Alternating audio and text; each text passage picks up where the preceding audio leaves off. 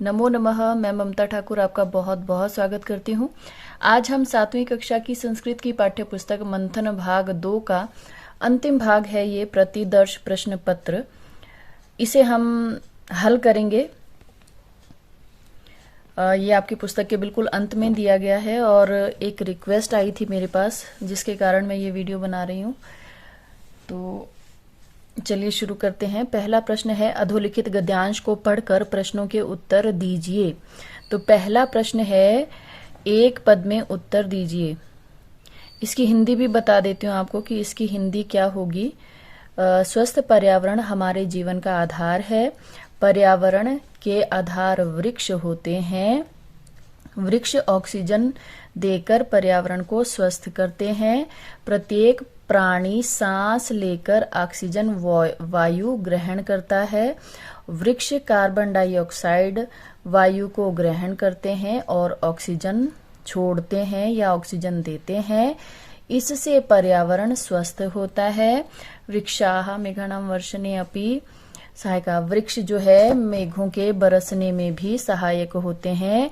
वृक्ष फूलों फलों और औषधियों के आगार यानी के भंडार होते हैं। अब एक पद में आपको उत्तर देना है। वृक्षाः कम वायुं गृह्णन्ति। वृक्ष किस वायु को ग्रहण करते हैं? तो अभी आप ऊपर पढ़ चुके हो कि वृक्ष जो है कार्बन डाइऑक्साइड को ग्रहण करते हैं।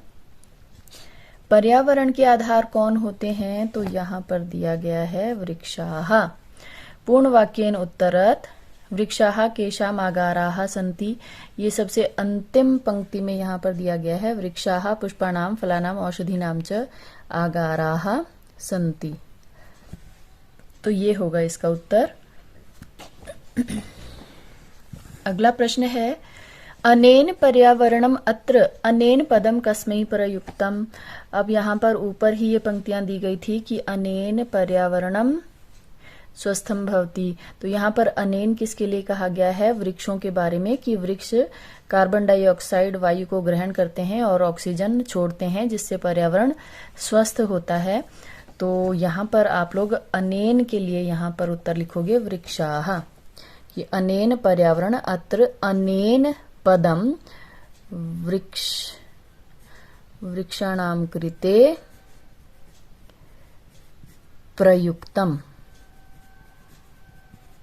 वृक्षाणां कृते प्रयुक्तम कि वृक्षों के लिए ये अनेन पद प्रयोग किया गया है। प्रदाय शब्द में कौन सा प्रत्यय है? तो ल्यप प्रत्यय है प्रदाय शब्द में। भाग ख देखिए, निर्देशानुसार परिवर्तन करके वाक्य लिखिए। स उच्चै गीतम गायति। इसको लंग लकार में बदलना है तो ये हो जाएगा स उच्चैः गीतम।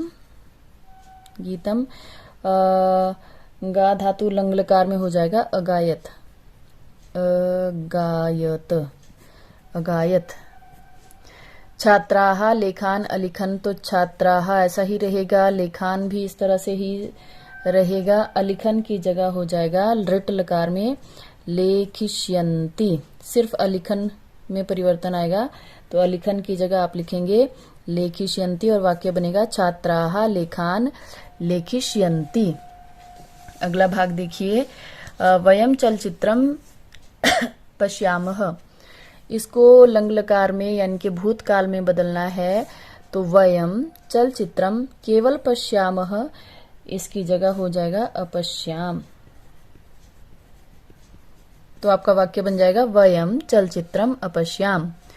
श्यामः पुस्तकानि आनयति। इसको लृट लकार में बदलेंगे तो यहाँ पर नी धातु है, आ उपसर्ग पूर्वक नी धातु है तो लृट लकार में बनेगा अनयत। तो श्यामः पुस्तकानि अनयत। मैं आधा लिख रही हूँ, आपको पूरा वाक्य लिखना होगा। यदि आपको लकार परिवर्तन करके लिखने के लिए प्रश्न पूछा जाता है तो आपको पूरा वाक्य लिखना होगा श्यामः पुस्तकानि अनयत। प्रश्न 2, शब्दानां प्रकृति प्रत्यय विभागो सह मेलनम कुरुत। तो आदाय में आ उपसर्ग है और दा धातु है तो ये हो जाएगा क का उत्तर। क आ दा धातु। गंतुम में ख। गम धातु है, तुमुन प्रत्यय है, तो ये ख इधर मिल गया मुझे। और दृष्टवा में दृश धातु है, त्वा प्रत्यय है, तो ये रहा दृष्टवा ग। उसके बाद ग्रहीतुम में ग्रह धातु है, तुमुन प्रत्यय है, ये हो गया घ और ये हो गया ङ। जिघ्राय में जी उपसर्ग पूर्वक घ्रा धातु है और ल्यप प्रत्यय है। इसके बाद अगला प्रश्न देखिए, निम्न शब्दों के मूल शब्द, विभक्ति और वचन लिखिए। तो साधु नाम में मूल शब्द है साधु, अरण्य में मूल शब्द है अरण्य, मित्रैह में मूल शब्द है मित्रम या मित्र, देशाय में मूल शब्द है देश और दुर्जनेन में मूल शब्द है दुर्जन। तो साधु नाम ये होगा षष्ठी विभक्ति बहुवचन। षष्ठी विभक्ति बहुवचन। अरण्ये, अरण्ये, अरण्य में, तो यहाँ अरण्य मतलब अरण्य में ये हो जाएगा सप्तमी विभक्ति, सप्तमी विभक्ति एक वचन। मित्रैः ये हो जाएगा तृतीया विभक्ति। देशाय, देश चतुर्थी विभक्ति एक वचन। दुर्जनेन तृतीया विभक्ति एक वचन। अगला प्रश्न देखिए, उचित सर्वनाम पदेन वाक्यानि पूरयत। उचित सर्वनाम पद भर के आपको वाक्य को पूरा करना है। यहाँ पर आगे मंजूषा में दिए गए हैं शब्द, आपको कौन से भरने हैं इसमें। नृपः, तो पहले भाग में आ जाएगा तस्मै। दूसरा है पिता तम पुत्रम दृष्ट्वा, स तेषु मित्रेषु, यहाँ पर मित्रेषु है तो तेषु आ जाएगा। धनिकः, जो यहाँ पर इन शब्दों में जो विभक्ति और वचन होगा वही विभक्ति और वचन आपको यहाँ पर लिखना होता है। तो धनिकः भिक्षुकेभ्यः, तो यहाँ पर हो जाएगा तेभ्यः भिक्षुकेभ्यः। अहम तम उष्ट्रम क्रेतुम इच्छामि, मैं उस ऊंट को खरीदना चाहता हूँ। भाग ग में फिर से एक गद्यांश दिया गया है जिसको पढ़कर आपको प्रश्नों के उत्तर देने हैं। तो पहले गद्यांश की हिंदी व्याख्या आपको बताती हूँ ताकि आपको प्रश्नों के उत्तर देने में आसानी हो जाए। वसंत ऋतु में मंद सुगंधित समीर, समीर कहते हैं वायु को, हवा को। तो वसंत ऋतु में धीमी और खुशबूदार वायु बहती है, सुगंधित वायु बहती है। वृक्षों पर नए पत्ते शोभा देते हैं। पादप कहते हैं, पादप भी वृक्षों को ही कहा जाता है। तो पादपेषु लतासु च पुष्पाणि विकसन्ति, वृक्षों पर और लताओं पर फूल खिलते हैं। पुष्पेषु भ्रमराः गुंजन्ति, फूलों पर भंवरे गुंजार करते हैं, गूंजते हैं। आम्र वृक्षेषु कोकिलस्य कूजनम जनानाम चित्तम हरति, आम के पेड़ों पर कोयल का कूकना लोगों के हृदय को हर लेता है। सभी जगह उल्लास का साम्राज्य होता है। अब इसके प्रश्न देख लेते हैं। कस्य कूजनम जनानाम चित्तम हरति, किसका कूकना लोगों के हृदय को हर लेता है। तो कोकिलस्य। वृक्षेषु के उद्भान्ति, वृक्ष पर क्या शोभा देते हैं। नवपल्लवाः, नए नए पत्ते शोभा देते हैं। मन सुगंधित समीर कदा वहति, वसंत ऋतौ, वसंत ऋतौ, वसंत ऋतु में। सर्वत्र कस्य साम्राज्यम राजते, तो सर्वत्र उल्लासस्य। वैसे यहाँ प्रश्न पूछा गया है पूर्ण वाक्य, पूर्ण वाक्य में उत्तर दें। तो मैंने शॉर्ट लिखा है, आप पूरा लिखेंगे। आप लिखेंगे मंदः सुगंधितः च समीरः वसंत ऋतौ वहति। कदा के स्थान पर आप वसंत ऋतु लिखेंगे, बाकी पूरा वाक्य ऐसा ही रहेगा। सर्वत्र कस्य साम्राज्यम राजते, तो कस्य की जगह उल्लासस्य लिख देंगे आप। तो सर्वत्र उल्लासस्य साम्राज्यम राजते, इस तरह से आपको पूरा वाक्य लिखना होगा।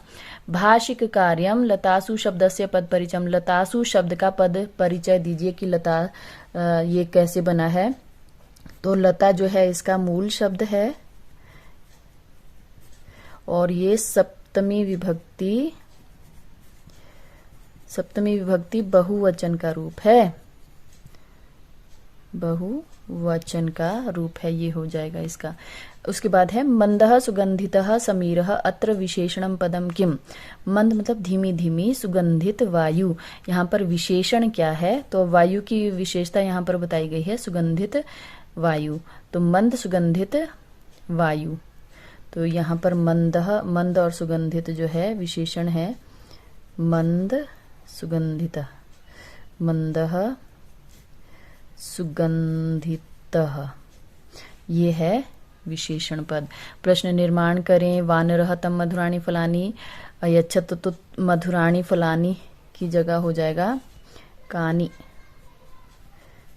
आप पूरा प्रश्न लिखेंगे, मैं समय की बचत करने के लिए ऐसा कर रही हूँ। तो वानरः तम कानि अयच्छत्, विद्वान सर्वत्र पूज्यते, तो सर्वत्र की जगह हो जाएगा कुत्र पूज्यते। स बाल्यकालात् प्रखर बुद्धि आसीत्, तो प्रखर बुद्धि की जगह हो जाएगा कीदृशः। तौ वृक्षस्य छायायाम अतिष्ठताम, वे वृक्ष की छाया में अतिष्ठता मतलब बैठे, तो यहाँ पे हो जाएगा कुत्र भी लिख सकते हो आप, कुत्र मतलब वो कहाँ बैठे, तो वृक्ष की छाया में बैठे। चोर रक्षकेभ्यः भीतः आसीत्, तो रक्षकेभ्यः की जगह केभ्यः आएगा। आपसे एक और विनती है कि यदि आपको वीडियो ठीक लग रही है तो प्लीज लाइक कर दीजिए और अपने सहपाठियों में इसको शेयर भी करें, क्योंकि हमारी मेहनत का फल तभी सार्थक होता है जब आप अधिक से अधिक विद्यार्थी इसको देखें और समझें और इसका लाभ उठाएं। और साथ ही चैनल को सब्सक्राइब भी करें, क्योंकि संस्कृत की जो ये मंथन पाठ्य पुस्तक है 6ठी, 7वीं और 8वीं कक्षा की, इनके सभी अध्यायों के वीडियो जो है आपको मेरे ही चैनल पर मिलेंगे और कहीं भी नहीं मिलेंगे। इसलिए चैनल को लाइक करना ना भूलें और सब्सक्राइब भी जरूर करें। तीसरा प्रश्न है पर्याय पदै सह मेलयत, पर्यायवाची पदों के साथ मिलान करें। अरण्यम, अरण्य कहते हैं जंगल को, तो ये हो गया वनम। क फिर है दूसरा नृपति ही, नृपति राजा को कहते हैं, ये मिल गया। मरकटह बंदर को कहते हैं, कपि ये मिल गया हमें। सिंह शेर को कहते हैं, शार्दूलह ये मिल गया शार्दूल। जनाह मतलब नागरिकः, ये हो गया ङ। अंतिम प्रश्न है उचित पदों से श्लोक की पूर्ति कीजिए। विद्या, ये बहुत ही प्यारा श्लोक है, आप चाहें तो इसको याद कर लीजिए, मैंने भी याद किया हुआ है। विद्या ददाति विनयम, विनयाद याति पात्रताम, पात्रताम पात्रत्वाद, पात्रत्वाद धनमाप्नोति, धनात्, धनात् धर्मम ततः सुखम। इसके साथ ही ये मंथन के सभी अध्याय आज मेरे समाप्त होते हैं। वीडियो को अंत तक देखने के लिए आपका बहुत बहुत धन्यवाद।